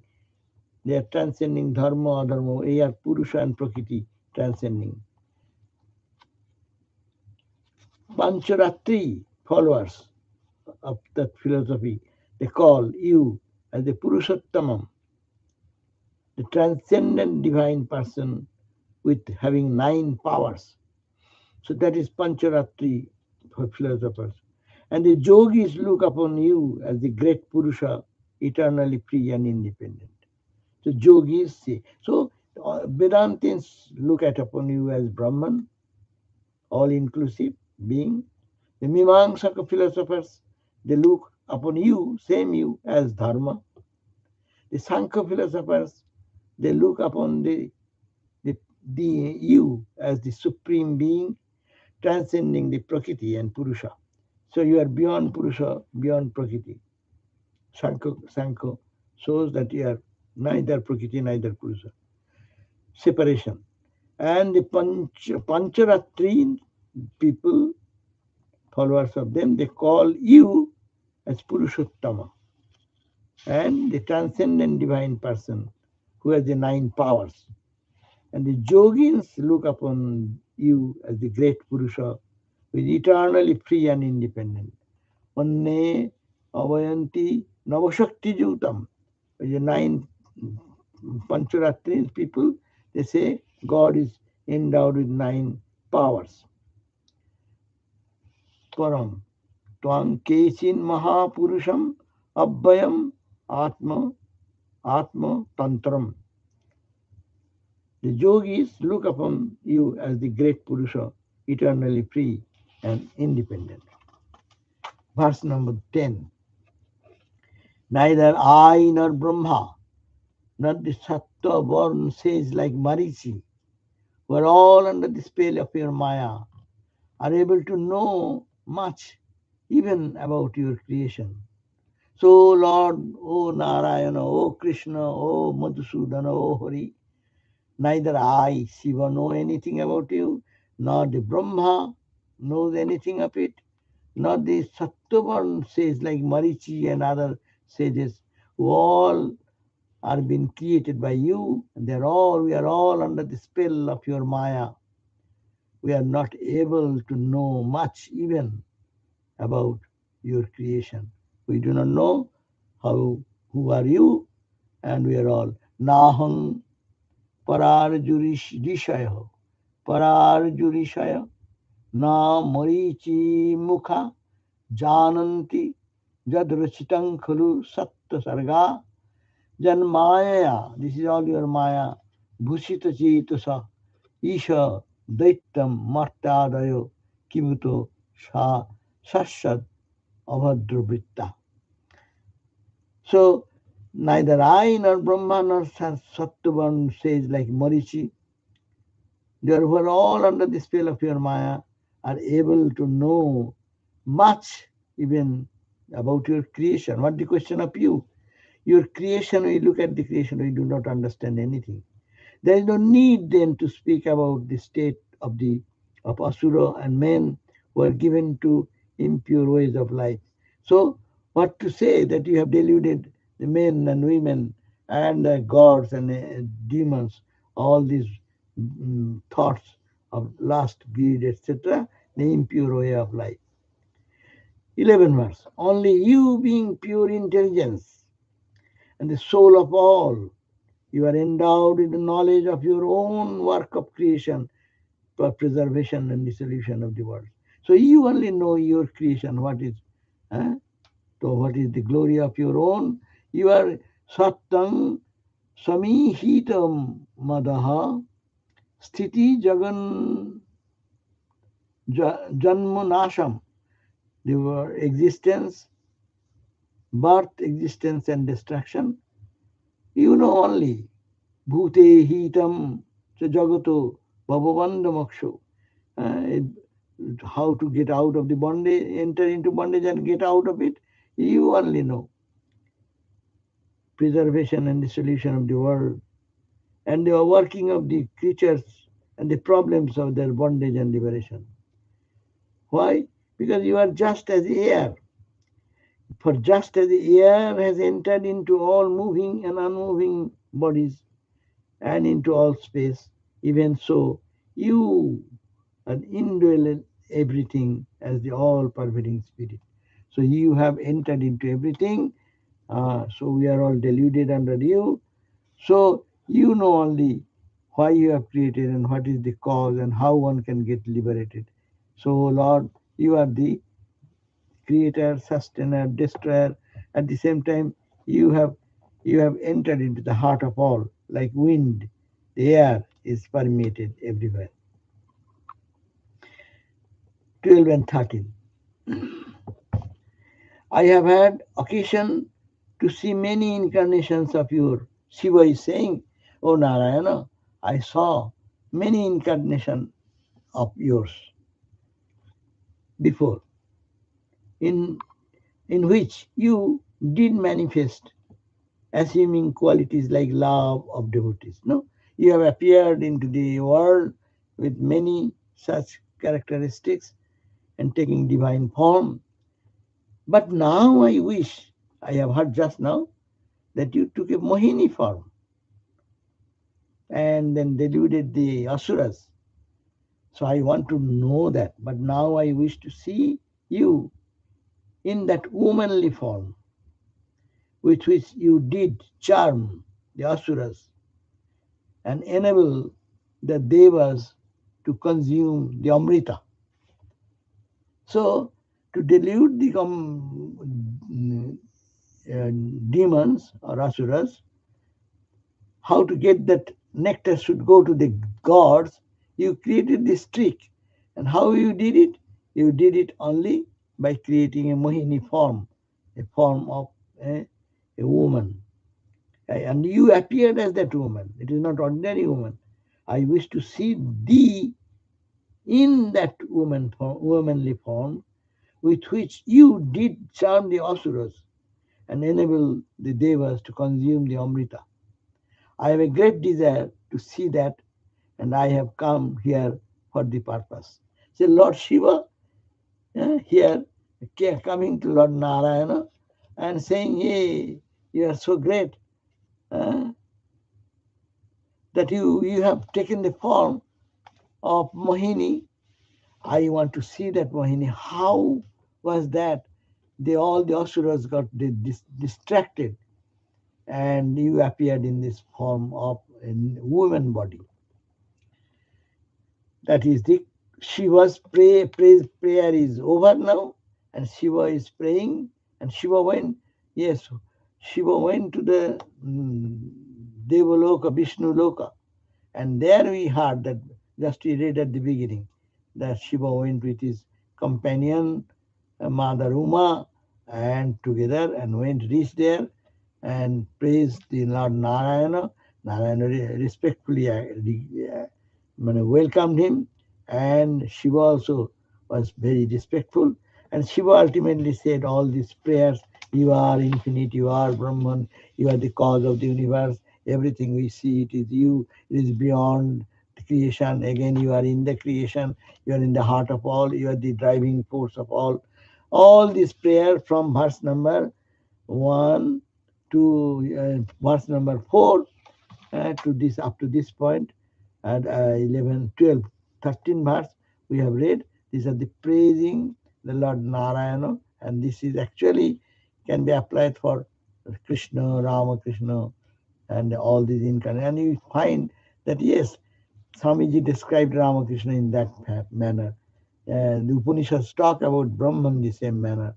So it is all incarnations are nothing but their Bhagavan himself. How and what is the power? Who is Bhagavan? Is the actually transcendental infinite. So now this is the Shiva. Now coming to the practical question.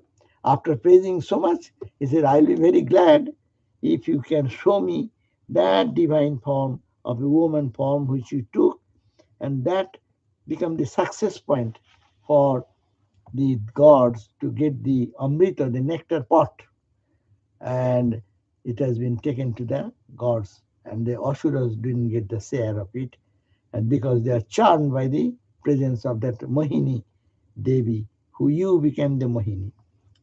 Now please, please, please show me. That is the prayer of Shiva. What a prayer.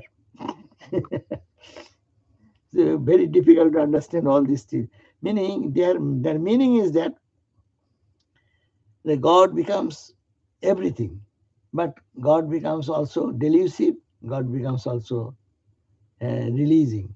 But the Asura mind, when the mind is polluted, the same divine entity takes us to the worldliness and Kama Kanchan. And when mind becomes pure, the same mind sees in the mother, the divine mother, and her presence and welcome. So it is the same reality, but it is only appearing according to the condition of the mind. Asura mind will look at the lustfully, and Shura mind will think something else. So this is the probably the significance, and to demonstrate, and also we'll read here how Shiva got infatuated with that Mohini, and so all this description. I'll not read everything. You can read who are interested, but I'll run over the verses, just reading quickly, because not to get into those. So now Sri Shukadeva said, when Shiva prayed like that, Shukadeva said, on being so requested, verse number 14 on page 346, on being so requested by the trident armed Parameshwara, that means Trishuladhari, that Shiva, the Supreme Lord. Here Brahma is under Narayana, Supreme Lord is Mahavishnu, he is the Hari, he is the Krishna. That's why Hare Krishna people, when they read this book, they say that Krishna and Narayana is above every book, every god and goddesses. Even Shiva is under Krishna. Brahma is under Krishna. They are small gods, they are demigods. But anyhow, we as a Vedanta student, we appreciate everything. But this is we have to take the essence of it, that it is when we praise anyone, everyone is Brahman. If you are Brahman, I am Brahman, what now? Why not? Brahma is Brahman in his real nature. Manifestation is in a greater degree. Now the Sukadev said, on being so requested by the trident armed Parameshwara, Lord Shiva, Supreme Lord, Mahavishnu replied with a deeply meaningful smile to the Lord of Mountains. The worship. So the Lord of Mountain is Shiva, Kailasa. Same, he then, with the request, Lord Mahavishnu said this. What he said? The worshipful Lord, meaning Narayana, said, 15 verse, when the pot of Amrita was lost, I had to help the gods, devas, suras, to get it back by exciting the asuras into a mood of delusion. So I created, Narayan said, I created delusion out of love for the gods, for their protection.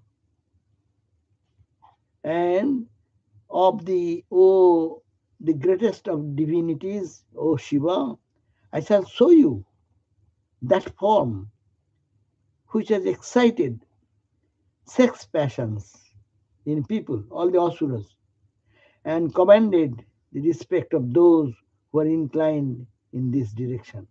So, at the same time, respect and awe and the passion has generated. So, I created that by my Maya. The word is I created by my Maya. Now, Shukadeva said, 17th verse, saying this much, the Lord suddenly disappeared, and Parameshwara, means Lord Shiva, stood there in the same spot with Uma, Mother Parvati, casting his glances in 4 directions.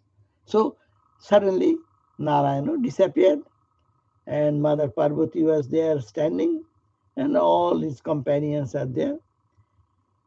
And what suddenly happened? 18th verse.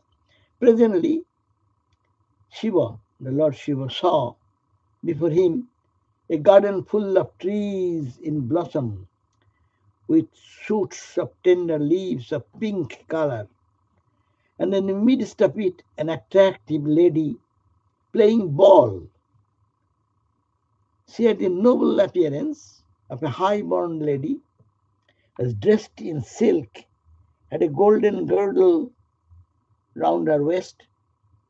As she took each step with her tender legs, while pursuing the up and down movements of the ball, now stooping, now lifting up her body, it appeared that her slender middle region would break under the weight of her tremulous breasts and the precious pearl necklace on her neck. The pupil of her long and quivering eyes moved excitedly and fast in the pursuit of the unpredictable ball straying in different directions, and the beauty of her face was enhanced by her bluish curls and by the luminous reflection of her ear pendant on her smooth cheeks. The inherent charm she displayed as she held her losing cloth and braids with her handsome left hand while striking the ball with her other was sufficient to blind the whole world with excitement. So, this is a Maya. Suppose I am now sitting, if I put a 3D glass and some movie starts, then what will happen? I'll suddenly see all around me in reality, a tiger running, elephant chasing, all these things I can see, but it is all created by the with the 3D glass. Or nowadays so many things are coming.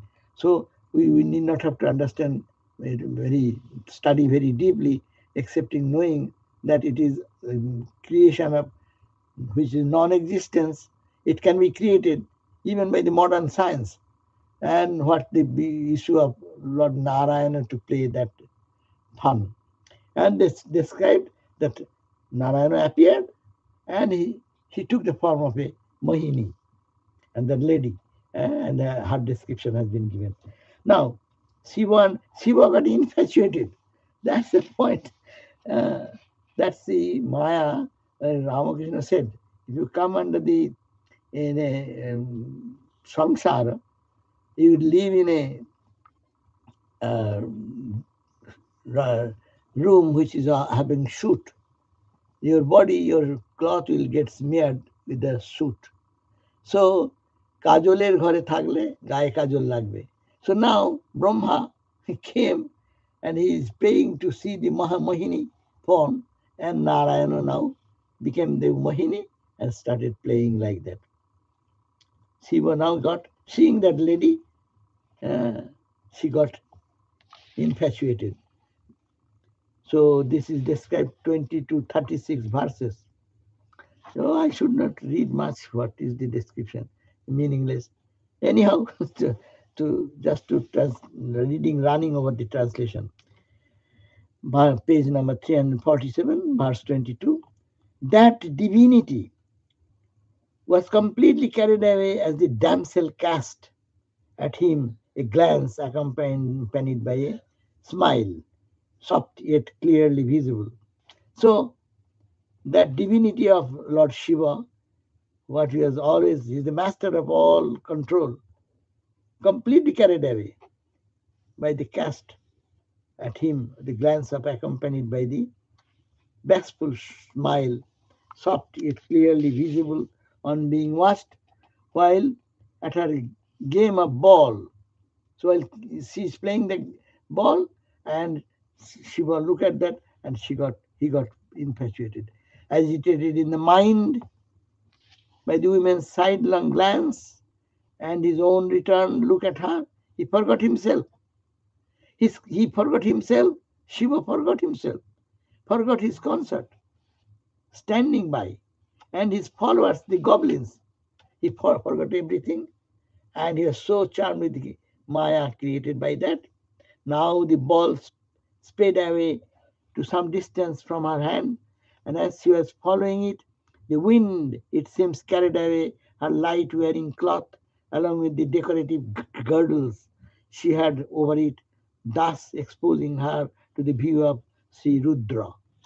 Seeing her attractive glances and enchanting beauty, Sri Rudra is said to have gazed at her with extreme longing, especially seeing that she was requiting his attention.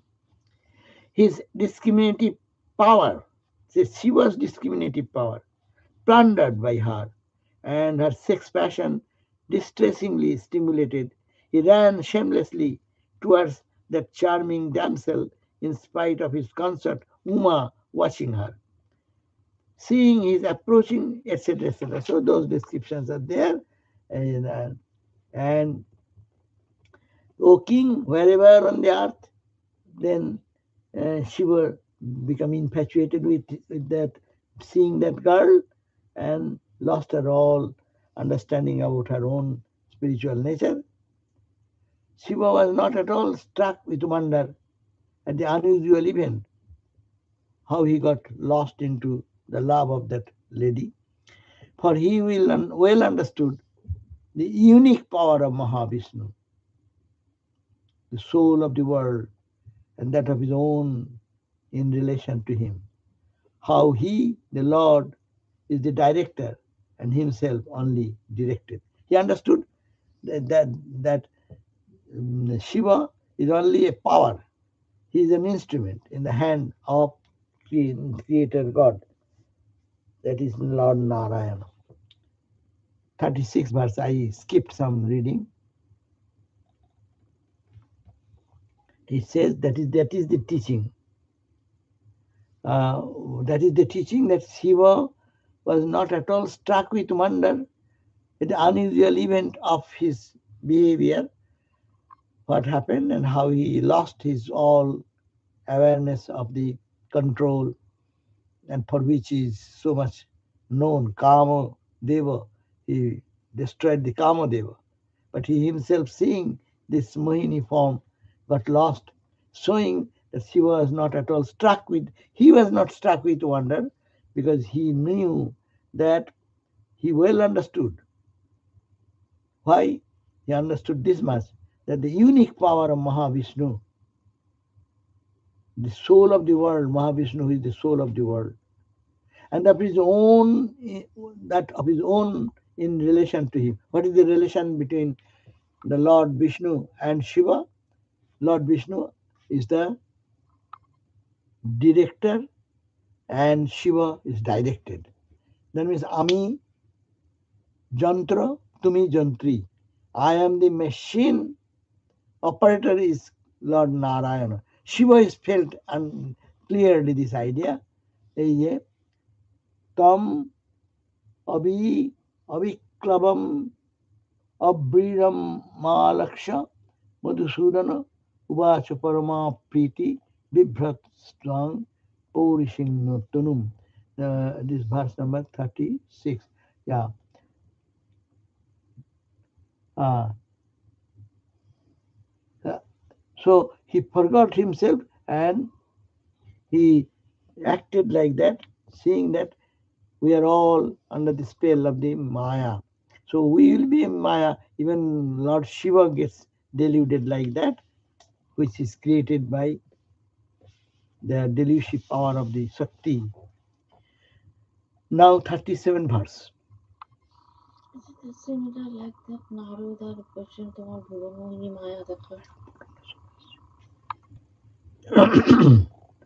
Seeing Shiva serene, 37 verse.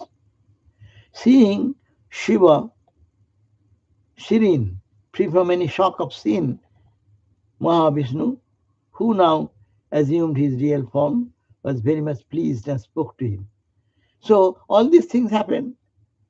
Whatever happened, the lustful movement, infatuated with the lady, and he was excited, and even then he was so much calm and serene, because this body is an instrument, Lord's instrument. So that means the body acted, but he didn't participate in his heart and soul. So that separation was there with the Shiva. That power was there, which is not with any other person. The asuras cannot do that. When asuras body goes to the body-mind limit, and they get overwhelmed. But Shiva, Mahadeva, he was so serene. After all this episode happened, so much running after the woman and trying to catch her and to embrace her and all these things, and he even had those experiences, but he was calm and serene. He was free from any shock of sin. There is no idea that he has committed any sinful act. Mahavishnu then, who now assumed his real form, is very much pleased and spoke in praise of the Lord Shiva. The Mahavishnu said, verse number 38, "O great divinity and my dear friend, it is a very fortunate circumstances that in spite of being completely infatuated by my deluding power in the form of a charming damsel, you have by your own discrimination been able to overcome it and recover your natural state of desirelessness." So you remain the same desireless, though you wanted to see my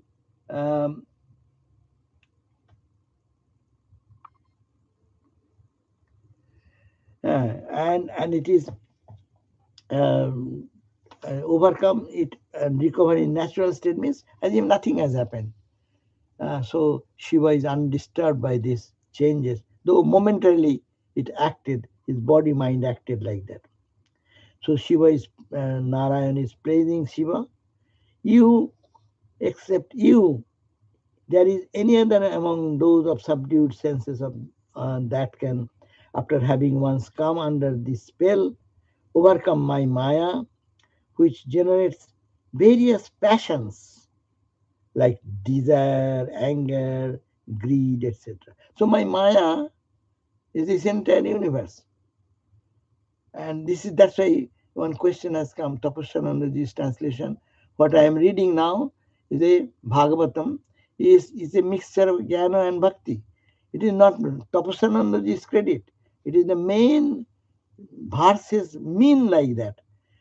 We explain twistedly, it's all devotion, all devotion. What is the devotion? Just to read all the praise of Lord Shiva to Narayana. Is it duality? It is bhakti. It is extreme Vedantic knowledge as necessary.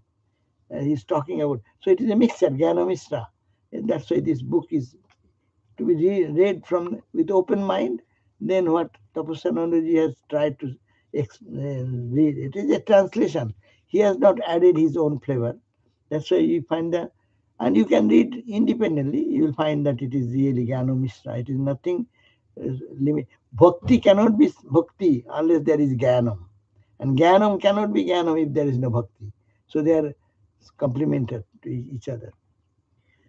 Now, who except you, O Shiva, is there among those of subdued senses that can, after having once come under its spell, can overcome my Maya, which generates varied passions and like desire, anger, greed, etc. in the heart. This Maya of mine constituted of the three gunas, which I, as Purusha, assume partially under the stimulation of time, shall never more overpower you.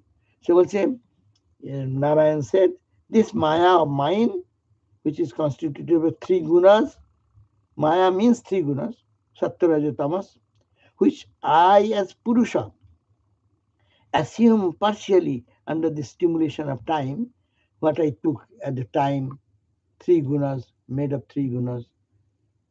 At the time means at the time of necessity, I took the form, shall never more overpower you. I'll never take any other form to disturb your peace or create delusion in your mind. The Sri Shukadeva said, 41 verse. What is the time? 5:32. Oh, it's done, no? Achha, only few verses, I read it and conclude.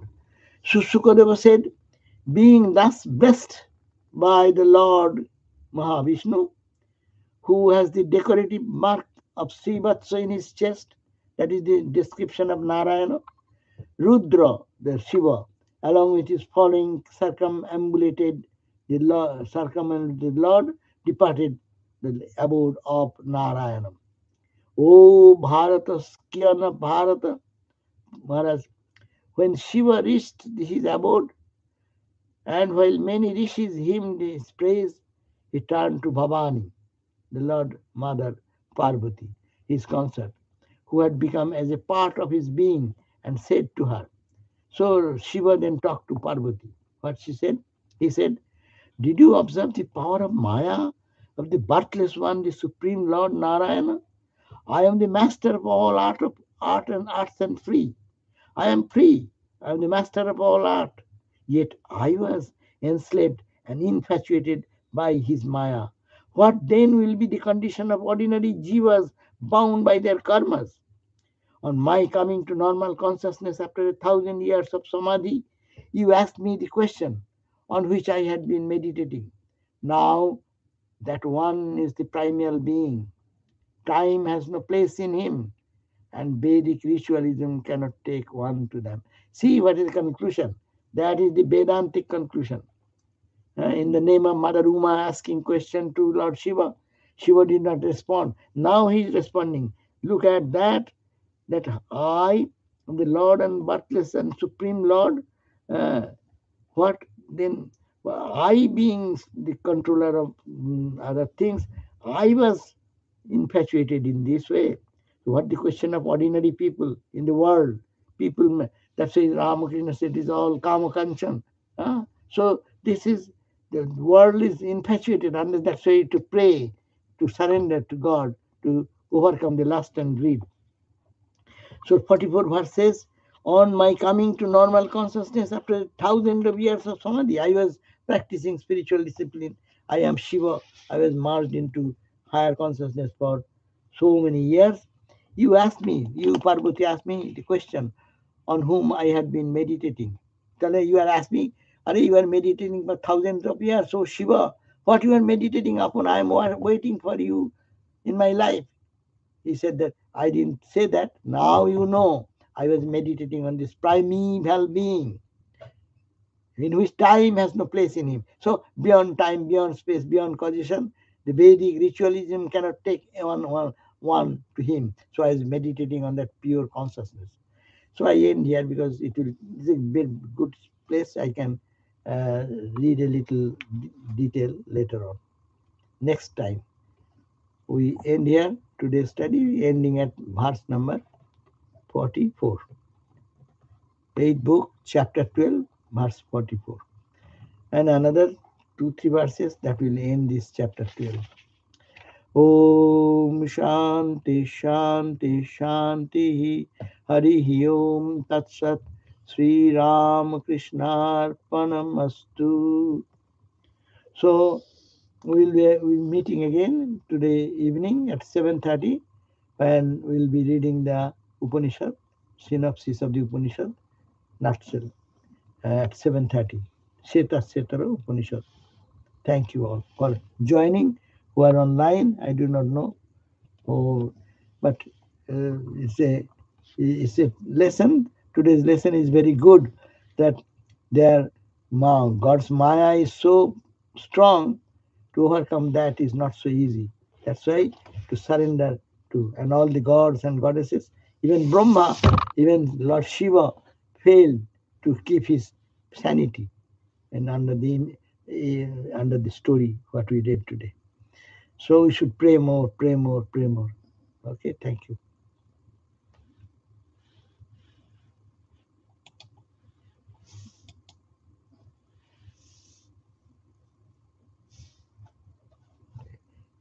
এটা করে দিই।